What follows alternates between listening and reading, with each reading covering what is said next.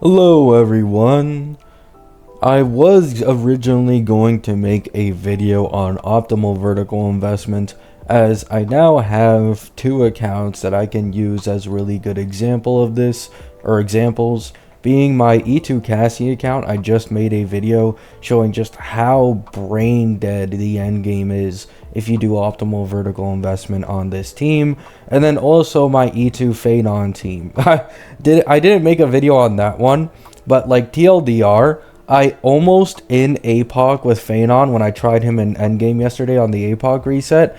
I almost killed Cocolia before I could even break her. Like, it's so fucking broken. So both of these characters are basically like the epitome of E2 bait, kinda. I guess Evernight is actually also up there now. Evernight is very, very strong. Many people doom posted and underestimated her in her beta. However, she ended up being way stronger than people originally thought.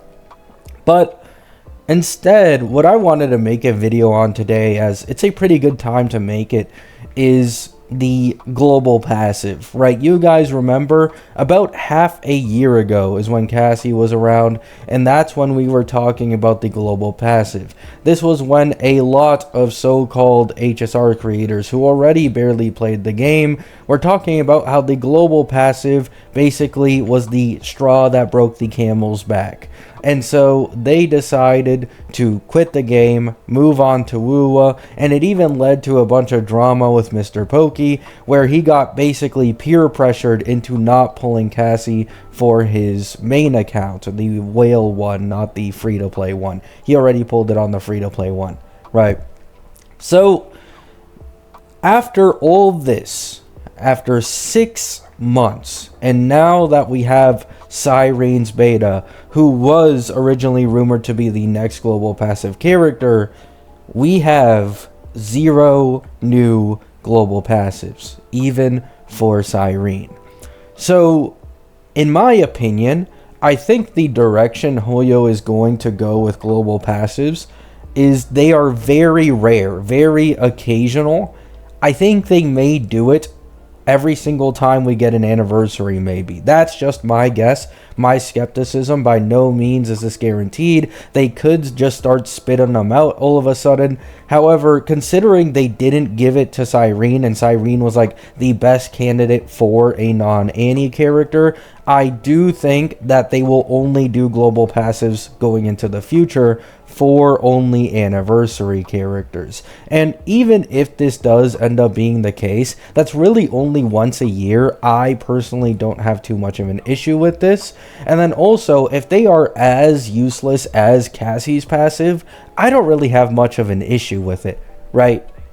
Cassie's passive can be abused with meticulous planning. I'm not saying you can't. There's a lot of sustainless runs out there at low cost where people will take advantage of Cassie global passive so that they can get like an extra turn off on their DPS or whatever, and that leads to them getting that 0 cycle. However, at the end of the day, that's a 0 cycle. Most people don't need to do sustainless 0 cycles. Just throw in a sustain, take an extra cycle or two, clear the content. You didn't need Cassie's global passive at all.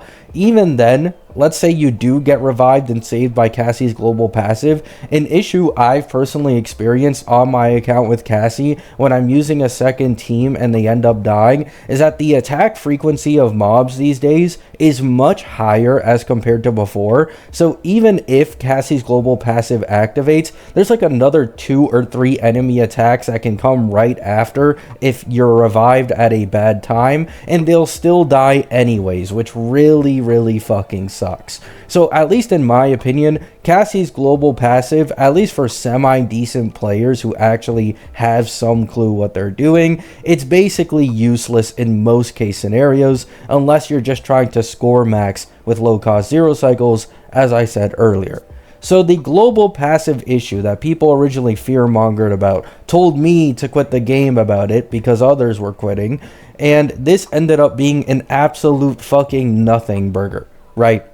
We are probably going to have to wait until the next anniversary, an entire year later, before we get any info on the next global passive a character may have, and at that point, it just doesn't matter, man, right? Global passive, in my opinion, is just casual bait. I can 100% see how casuals would fall for this and be like, oh my god, a once in a lifetime ability that no one else has. Let me grab this. This is a must pull. But I truthfully think that you shouldn't be thinking this way in the slightest. It is basically near useless, as I mentioned earlier, and all that fear mongering back then was for absolutely fucking nothing. Now, I would also agree that global passives really shouldn't have even been a thing in the first place, in my opinion. Like, it accomplishes nothing and it's this fucking rare. I don't understand why they kind of just put it there. At the end of the day, they're a gacha company, so they will try their best to indirectly inflict FOMO as much as they can on people to make more money, and maybe that's just all this is. However, yeah, let me know what you guys think down in the comments. We are now over half a year later from Cassie's release, and global passive, the entire situation, the drama that went down, oh, this is so bad morals, has aged like fucking milk. It literally does absolutely nothing. I love you all. Hope you have a great day. Hope you have a great night. Peace out.